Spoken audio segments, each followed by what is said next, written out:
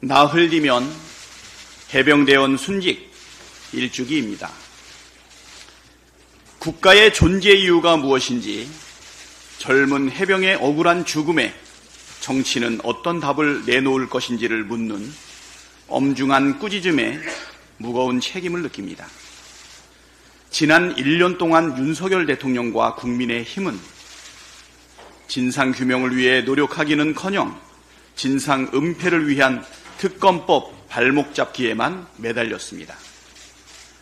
윤석열 대통령은 해병대원 특검법을 2번이나 거부했고, 국민의힘은 대통령 부부 방탄을 위해 국회 파행까지 서슴지 않았습니다.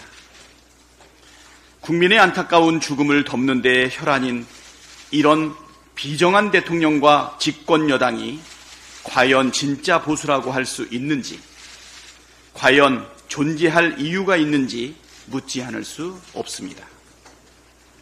손바닥으로 하늘을 가릴 수 없고 국민을 이기는 권력도 없습니다. 날마다 사건의 몸통이 대통령 부부라는 정황과 증거가 쏟아지고 있습니다. 더구나 영부인 국정농단 게이트 가능성까지 제기되는 마당에 특검을 해야 할 명분과 필요성은 이미 차고도 넘칩니다. 국가는 왜 존재하는가를 묻는 국민에게 내 자식이 죽은 이유를 알려달라는 유가족들에게 정치는 행동으로 답할 책무가 있습니다. 민주당은 국민과 함께, 그리고 유가족 곁에서 해병대원 특검법 통과를 위해 끝까지 싸우겠습니다. 국민의힘 당권주자 4분께도 강력히 촉구합니다. 누가 대통령 편인지를 두고 벌이는 볼성 사나운 이전투구 그만하고 국민과 유족 편에서 특검법 처리에 협조하겠다는 약속부터 하십시오. 거듭 말씀드리지만 그것이 보수가 살고 정권이 사는 길입니다. 오늘은 오송지하도 참사 일주기입니다. 오송 참사는 결코 예상할 수 없거나 피할 수 없던 자연재해가 아니라고 무책임한 대처가 부른 인재이자 관제였습니다.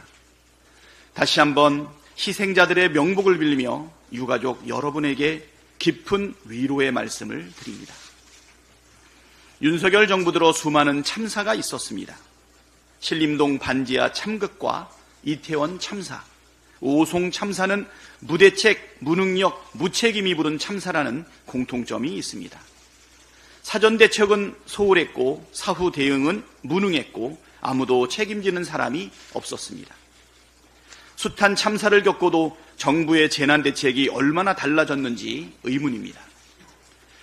당장 지난주 내린 폭우로 모두 8명의 인명피해가 발생했습니다. 신속한 수해 복구와 함께 2중, 3중의 재난 대응 시스템을 구축해야 합니다. 민주당은 이번에 큰 피해를 겪은 지역을 찾아 필요한 사항들을 면밀하게 점검하겠습니다. 정부도 피해가 심각한 지역에 대한 특별 재난지역 선포 절차를 최대한 서둘러 달라는 말씀을 거듭 드립니다. 일상화되고 있는 기상 이변에 대비해 안전 설계와 체계, 매뉴얼 전반을 원점에서 재정비하는 노력 또한 박차를 가해주길 당부드립니다. 트럼프 전 대통령이 유세중 피격당하는 충격적인 일이 발생했습니다. 어떤 명분과 이유로도 이러한 테러 행위가 용납될 수 없습니다. 정치 테러는 민주주의에 대한 심각한 도전입니다. 민주당은 민주주의에 도전하는 모든 형태의 폭력을 강력하게 규탄합니다. 이재명 전 대표에 대한 정치 테러가 있은 지 얼마 되지 않았고 그때의 끔찍했던 충격이 아직도 생생합니다. 다시는 이런 일이 벌어지지 않도록 철저히 대응해야 합니다. 증오정치, 정치 테러로 이룰 수 있는 것은 없다는 점을 다시 한번 강조드립니다.